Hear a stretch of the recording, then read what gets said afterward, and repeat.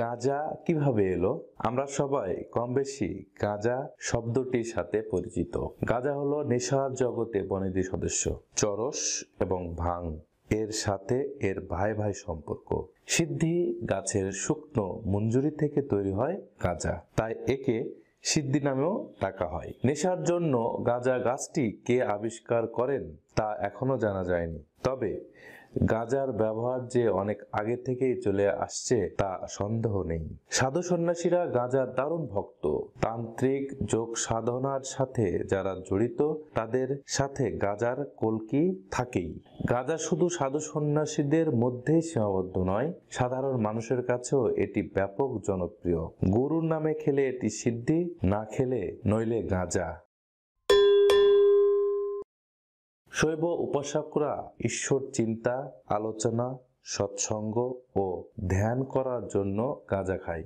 আমার এক বন্ধুকে দেখেছি, সে যখন গাঁজা খেত তার অঙ্ক করার স্পিড এতটাই বেড়ে যেত যে 2-3টা স্টেপ পরে সে লিখে ফেলত। এতে করে আমরা অনেকেই বুঝতে পারতাম না।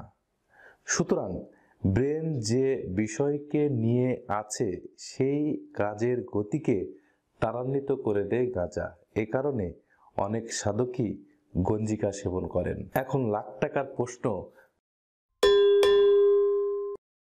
বাউল কেন গাঁজা সেবন করে? বাউলদের মতে জন্ম জীবন সবসময় উপভোগ্যময়।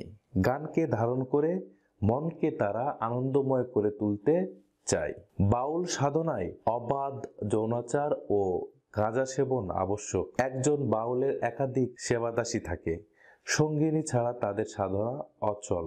তারা মনে করে মদ খাওয়া অনৈতিক, কেননা তা উচ্ছৃঙ্খল করে তোলে। কিন্তু তামাক ও গাঁজার নেশা মানুষকে আত্মমগ্ন করে মনকে ঊর্ধ্বগামী করে তোলে। গাঁজা মাদক নাকি ওষুধ জানতে আই বাটনের এই ভিডিওটি দেখতে পারেন। সম্মানিত উপস্থিতি, আমার তথ্য উপাত্ত যদি আপনাদের ভালো লেগে থাকে তবে প্লিজ চ্যানেলটি সাবস্ক্রাইব করে রাখতে পারেন। দেখা হচ্ছে পরবর্তী ভিডিওতে। ধন্যবাদ সকলকে।